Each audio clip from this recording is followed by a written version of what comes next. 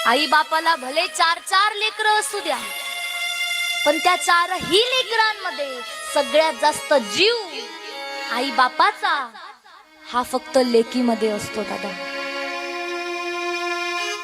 सगळ्यात जास्त लाडाची ही फक्त लेकच आहे. सगळ्यात जास्त जीवाची, सगळ्यात जास्त प्रेमाची, सगळ्यात जास्त लाडकी, सगळ्यात जास्त लाडाची ही लेकच असते महाराज. आई बापाची लाडाची लेक मी लारी, चोली पिवली गो नेसली अंजिरी सारी, माझ्या केसान गो मालीला फुलेला चाफा, वास परमालता वाऱ्यानं घेतय झेपा. नंदबाबांनी ऐकलं हा कन्हैया माझा मुलगा नाही. बापाचं अंतःकरण काय म्हणत असेल ओ. ज्या लेकराला 11 वर्षांपासून मी अंगा खांद्यावर खेळवलं ते लेकरू माझं नाहीये हे ऐकल्यावर त्यांच्या अंतःकरणाला किती वेदना होत असतील ना, जरा विचार करा ना मायबाप.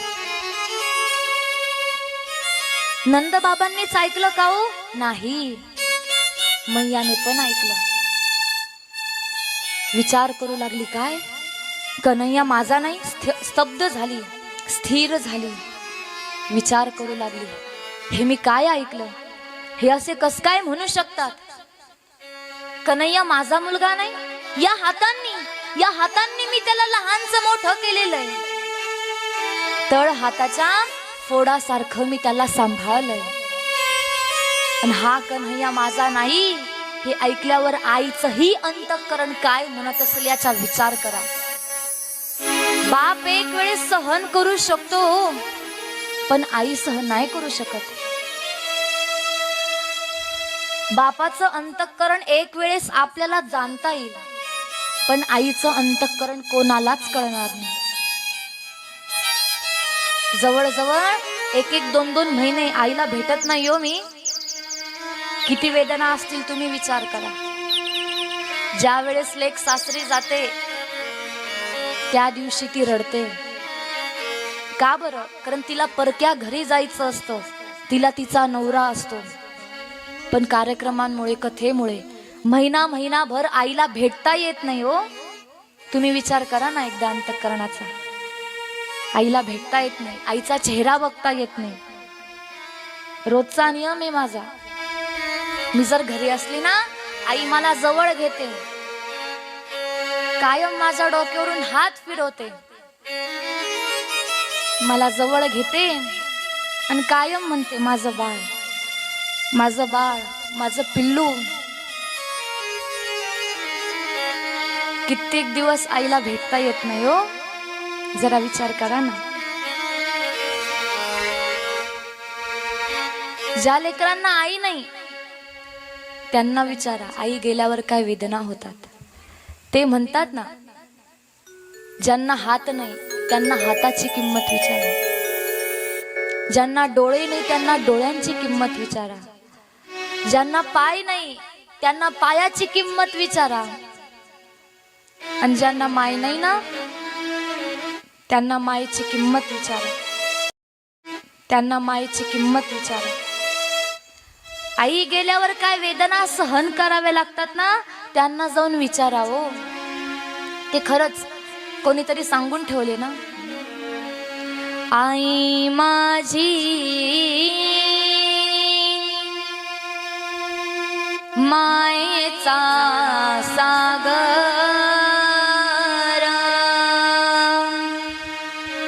दिला तिने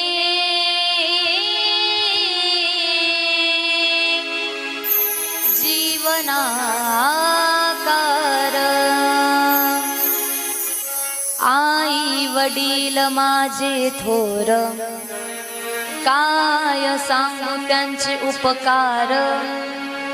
जीवनाच्या वाटेवरती किती असतो त्यांचा आधार. आई माझी मायेचा सागर.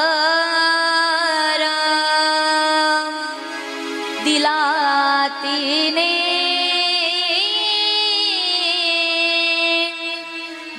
जीवनाकार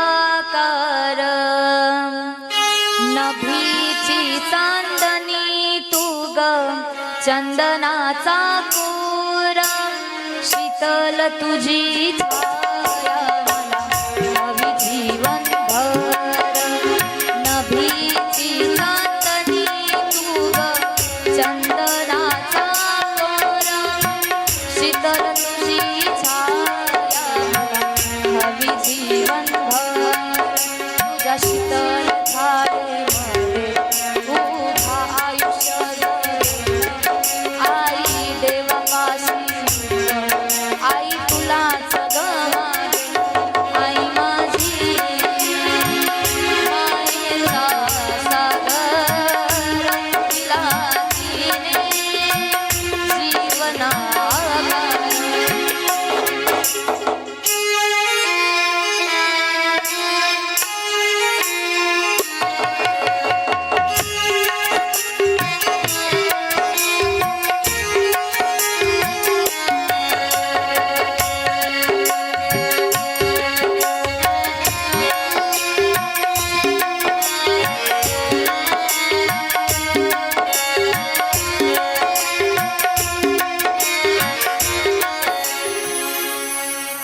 लक्षात ठेवा,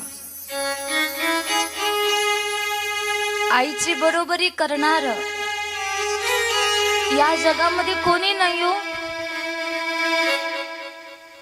स्वामी तिन्ही जगाचा आई विना भिकारी. आई ती आईच असते. निस्वार्थपणाने प्रेम करणारी व्यक्ती म्हणजे तुमची आई आहे.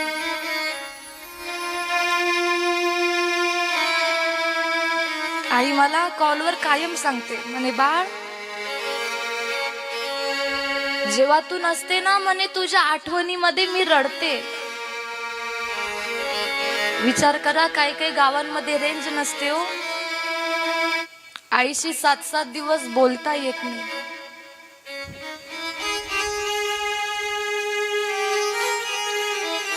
फक्त या अंतःकरणाचा विचार करा. एखादं लेकरू आहे, आई शिवाय किती दिवस राहू शकेल हो? 1 दिवस, 2 दिवस.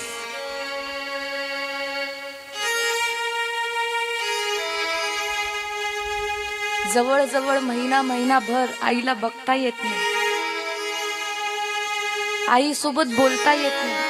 आईची फार आठवण येते, पण काय करावं? समोर कर्तव्य आहे ना, कर्तव्य पार करावंच लागेल हो. कारण मला बघायचं आहे माझ्या आईनं 4 व्हीलर मध्ये फिरावं, माझ्या आईने पण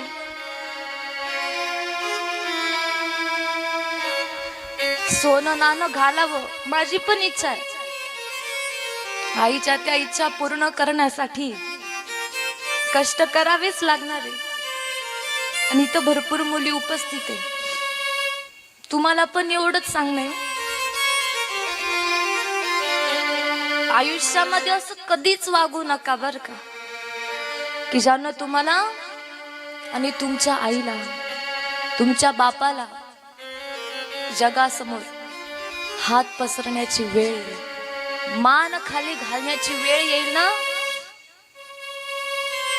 असं कधीच वागू नका. विचार करा ना, यशोदा मैयाचं अंतःकरण काय म्हणत असेल? हा कन्हैया माझा नाहीये,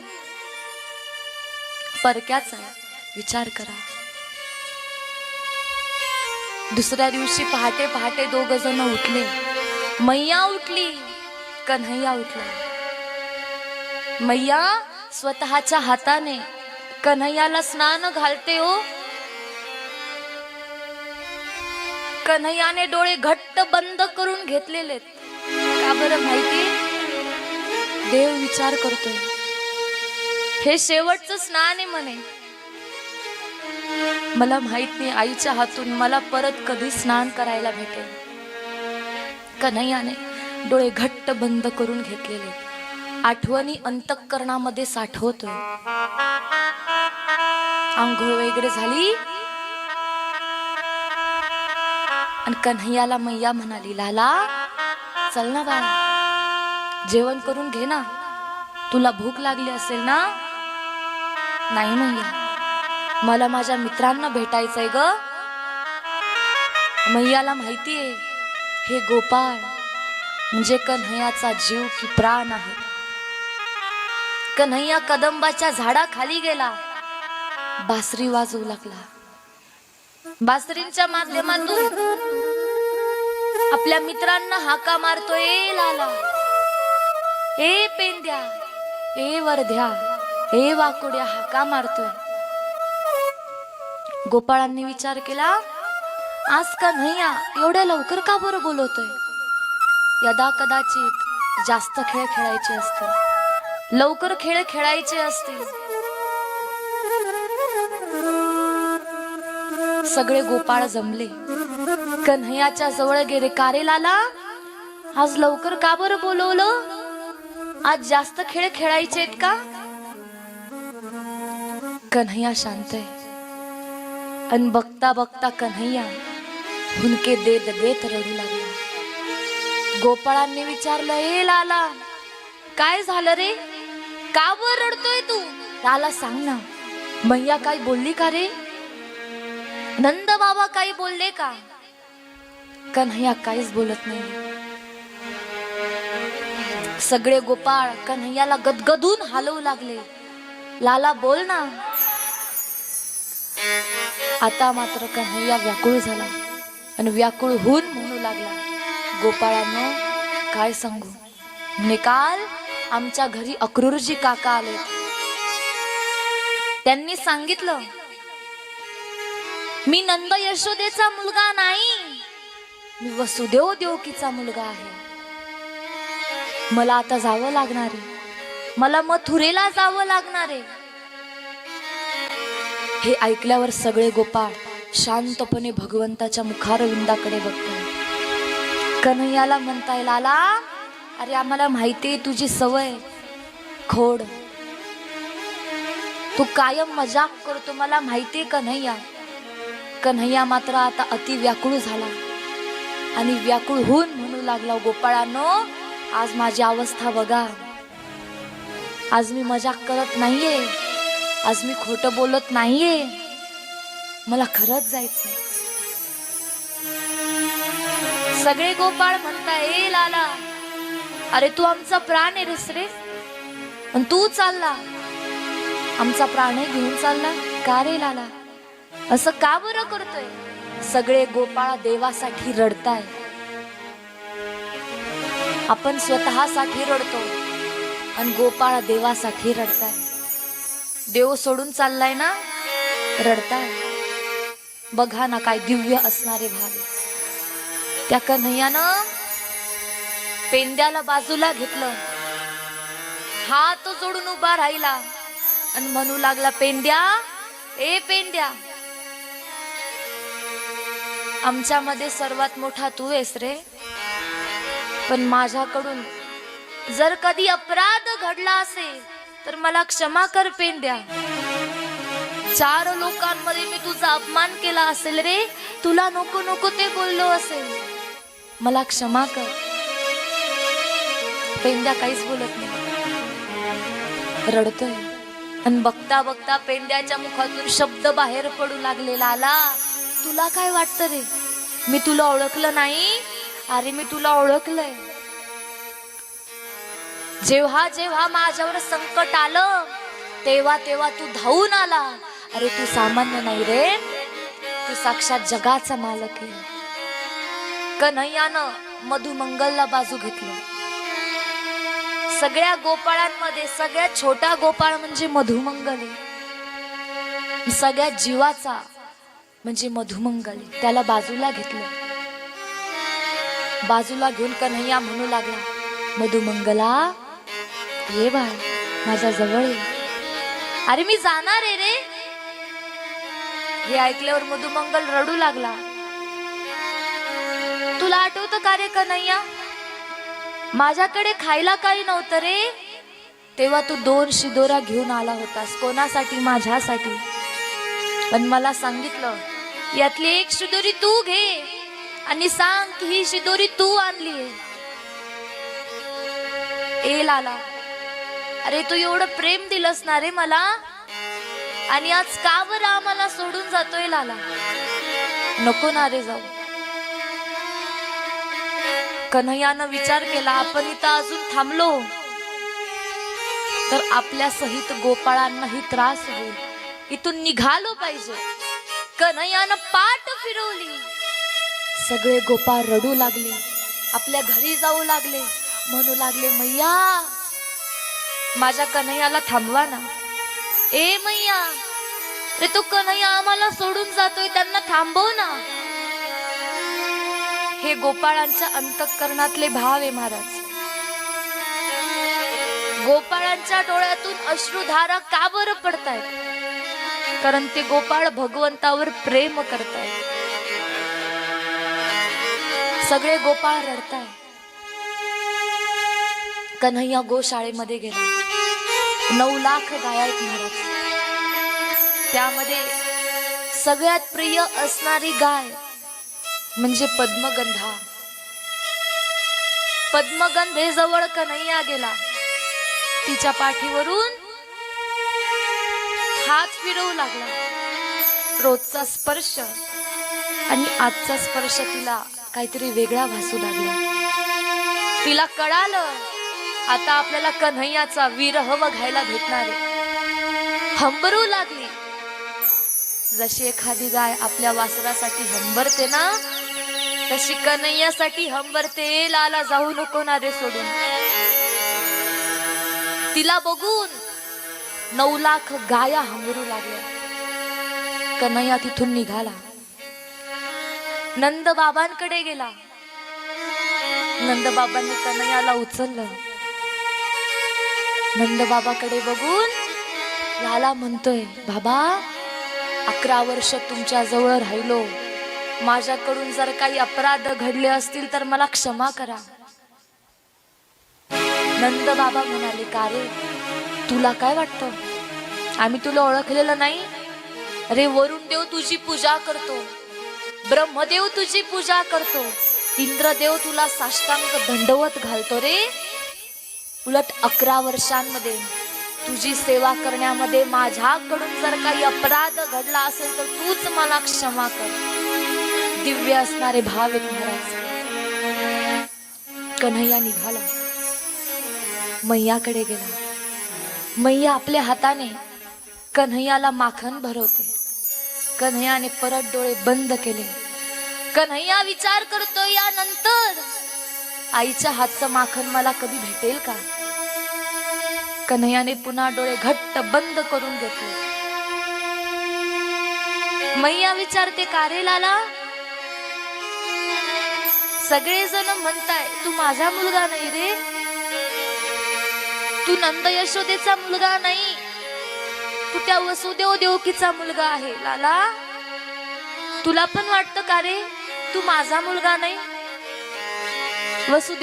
वसुदेव देवकीचा मुलगा आहे? आपल्या आईच्या अंतःकरणातले भाव कन्हैयानं जाणले.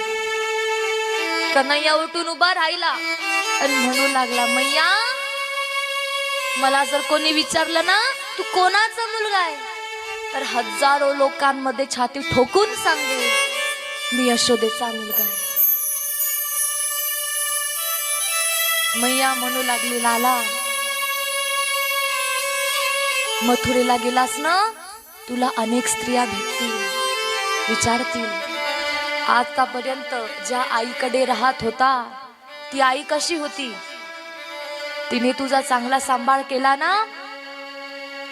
तर कन्हैया मी एक विनंती करते रे, कोणाला सांगू नको की मी तुझा कान पकडला होता, कोणाला सांगू नको मी तुला काठीने मारलं होतं. कन्हैया रडू लागला. त्याच्या डोळ्यातून अश्रुधारा बाहेर पडू लागल्या. कन्हैया म्हणतोय, आई अगं का नाही सांगणार, छाती ठोकपणे सांगेल. अख्खं जग मला मिळवण्यासाठी माझ्या मागे मागे धावतय ग. तू फार भाग्यवान आहेस, तू माझा कान पकडला, तू मला काठीने मारलं मैया. 4 लोकांमध्ये मी सांगेन या जगामध्ये माझ्यावर कोणाचाच अधिकार नाही, माझी मैया सोडली तर. सगळ्या गवळणी कन्हैयाकडे येऊन म्हणू लागल्या, ए लाला, कोणाच्या जीवावर सोडून चाललाय सांगणार रे. कन्हैया काहीच बोलत नाही. अक्रूरजींनी कन्हैयाला रथामध्ये बसवलं. कन्हैया गोपाळांशिवाय राहू शकत नाही, म्हणून कन्हैयानं गोपाळांना संगतीला घेतलं. बलराम दादा आहेत, नंद बाबा आहेत. रथ चालू लागला. जसा रथ चालू लागला, सगळे जण रथाच्या मागे पळतात. मैया रथाच्या मागे पळते. ए लाला थांबणार रे, ए लाला थांब ना, कुठं चालला? एकदा मागे वळून बघ ना, तुझ्या या आईची अवस्था बघ ना, बघ ना, तुझ्या आईची काय अवस्था झाली, एकदा मागे वळून बघ ना. कन्हैया बघत नाही. आणि बघता बघता अचानक रथ एकाएकी थांबला. कन्हैयानं विचार केला, का बरं थांबला असेल? उभं राहून बघितलं तर एक गोपी रस्त्यावर आडवी झोपली होती. म्हणू लागली, रथ न्यायचा असेल तर माझ्या अंगावरून न्या. कन्हैया तिला म्हणतोय, ए उठ, निघून जा इथून. तुम्हाला सांगू, ती गोपी सामान्य नाही, ती महाभाव स्वरूप आहे. ती भगवती राधा राणी आहे महाराज. कन्हैया रथातून खाली उतरला, राधे जवळ गेला. राधेला म्हणू लागला, ए राधे, का बरं अशी वागतेस? मला जाऊ दे, माझं कर्तव्य मला बोलवतंय ग, मला जाऊ दे. राधा राणी म्हणू लागली, म्हणे लाला जातोस जा, काही हरकत नाही, पण माझ्या एका प्रश्नाचं उत्तर दे रे लाला. तुझ्यासाठी सर्वस्वाचा मी त्याग केला, मग कोणाच्या जीवावर तू मला सोडून चाललायस लाला? ज्यावेळेस कन्हैयाला बोलण्यासाठी शब्द नसतात, पण अंतःकरणातल्या भावना व्यक्त करायच्या असतात, त्यावेळेस कन्हैया बासुरीचा वापर करतो. कन्हैयानं बासरी बाहेर काढली, राधा राणीच्या हातामध्ये दिली आणि राधेला म्हणू लागला, राधे, जेव्हा जेव्हा तुला माझी आठवण येईल तेव्हा तेव्हा ही बासरी वाजव. हे ऐकल्यावर राधा राणीने ती बासरी तोडून टाकली. का ग? बासरी म्हणजे आपल्या प्रेमाचं प्रतीक आहे ना ग? मग तू बासरी का बरं फोडली, का बरं तोडली? राधा म्हणू लागली, तू किती वाईट शब्द वापरला ना. जेव्हा जेव्हा माझी आठवण येईल तेव्हा तेव्हा ही बासरी वाजव. तुला काय वाटतं, तुझी आठवण येणार नाही असा एक क्षण जरी माझा जाईल का रे? असा एक क्षणही जाणार नाही रे लाला. राधाराणी बाजूला झाली. आता मात्र कन्हैया पुढे चालू लागला.